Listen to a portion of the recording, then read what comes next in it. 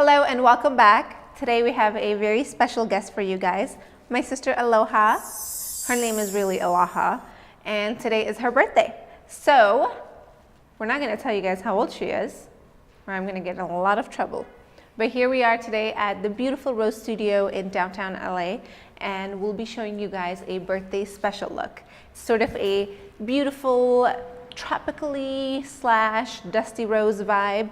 We just kind of went with it. So I hope you guys enjoy it, and let's get started.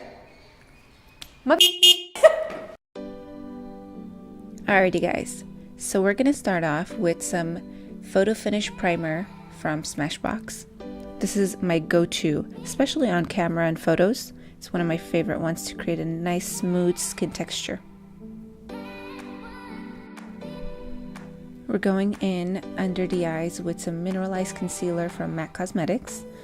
Blend that in with a dual fiber brush or any soft concealing brush. And try not to get super close under the eyes yet. We'll do that later. Then apply your choice of eyeshadow primer. I'm using the Urban Decay Potion Primer. I usually like to apply a light base eyeshadow, sort of like a white neutral color first. It helps blend everything else later. We're going to start off with our favorite Huda Beauty Rose Gold palette. I first start off by blending in the color Shy, sort of just buffing it into the crease, and then going in just a little bit deeper with Bossy onto the lid. Apply that with a flat brush to create almost like a beautiful burgundy smoked out effect. We go back in with a more tapered brush and marry the two colors right into the crease. And then I just repeat the process on the other eye. Flat brush for the main color and then a tapered brush for the crease to help blend them in. Once they're blended in, I take a flat, small, almost like a tapered brush and apply black shadow, which from the palette is called Black Truffle, right onto the lash line and very lightly blend it upwards. You can go back with a different brush that's a bit softer and sort of blend the two colors in. Just create a nice gradient effect on to the lid. This is where the smoked out look comes in.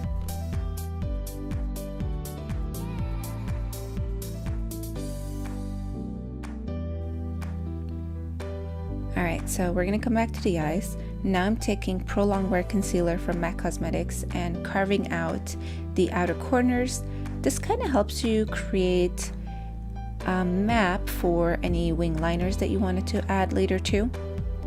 Using a Real Techniques brush, I blend that downwards, add some more as you get closer to the under the lash lines. Bring the rest of the concealer further down into the cheekbones. This kind of serves as a highlighter under your foundation as well. Once you blend it in perfectly, then go ahead and add your foundation all over. Today I'm going to be using the Clinique Beyond Perfecting Foundation. It has such a beautiful full coverage, and you can kind of control how much you want to apply as well. I'm using a beauty blender to blend the rest of it into the skin, and look at that beautiful coverage. To contour, I'm using the Studio Fix Perfecting Stick in NW45. I map out the face, and then afterwards we just go in and blend it while the foundation is still wet on the skin. This will allow a much easier blend, and I just use my beauty blender for this process as well. Add as much or as little as you prefer, and then later we're going to be covering this up with powder, so if you feel like your contour isn't enough, it's totally fine. To highlight, we're going back to the MAC Cosmetics Pro Longwear Concealer. I'm using a much lighter color in NC20 in the center of the face and underneath the eyes.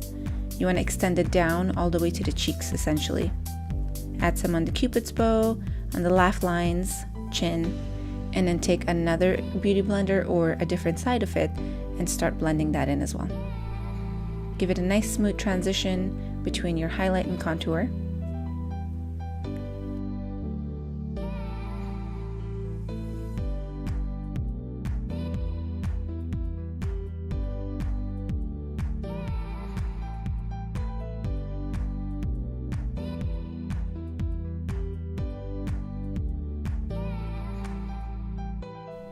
I'm using the MAC Cosmetics translucent powder to help bake under the eyes, and I don't use as much in the T-zone for her because she's not as oily, but the baking process helps keep everything in place longer. The highlight doesn't crack or crease throughout the day. And then just to reduce shine, I press a very small amount of it for the rest of the face. Now we're just going to remove her excess powder pretty quickly because she has fairly dry skin. If you're oily like me though, you can add it for a much longer period of time and just keep it on while you're doing the rest of the eyes. Now we're going to be using a bronzer to enhance that contour. Here I'm using Give Me Sun from MAC Cosmetics. Follow that similar pattern that we used to create the cream contour. Under the cheekbones, riding up all the way to the temples, sort of curve around the forehead area. And this gives you a beautiful sun-kissed brown effect. Add some under the lips, under the nose, and then contour the sides of the nose. I'm using a much smaller brush and a lot less product to contour her nose. Now I'm using the blush Peaches and Dainty together to create a peachy pink blush, and applying that more in the centers of the cheeks. As you guys might know by now, I like a lot of blush. I also like to add some in the center of almost like the bridge of the nose.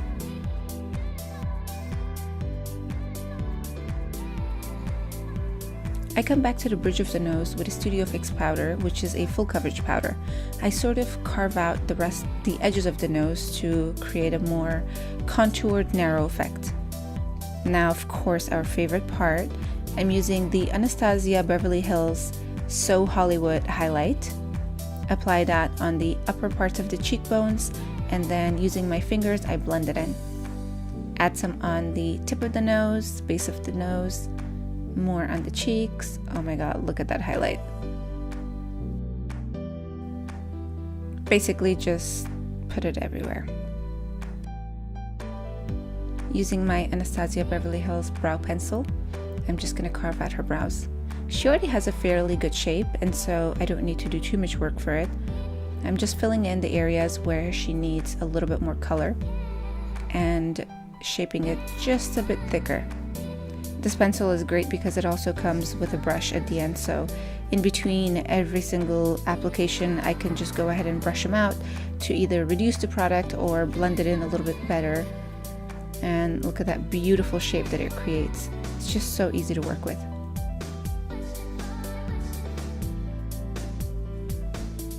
Coming back into the eyes, we're going to take a flat brush and apply that same color that we had on the crease.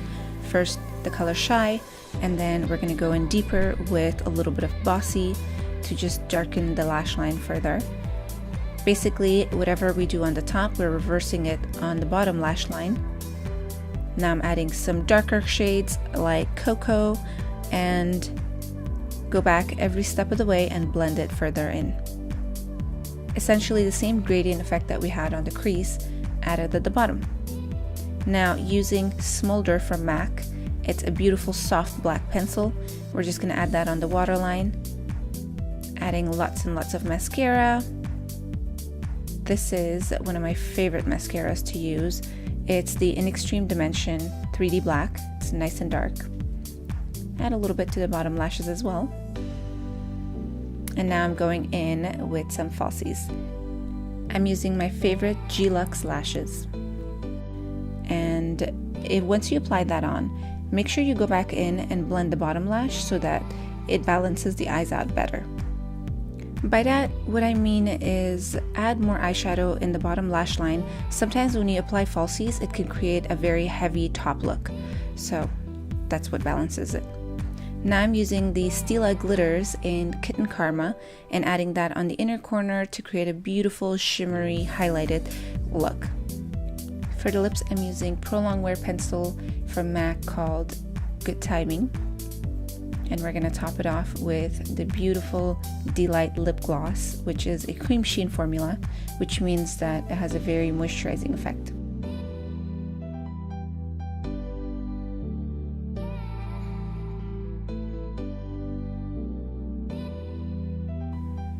Last but not least, finish it off with your favorite finishing spray. I'm using Fix Plus, and voila! I hope you guys enjoyed this look. Don't forget to like, subscribe, and comment below and let me know what you'd like to see next. Thanks for watching.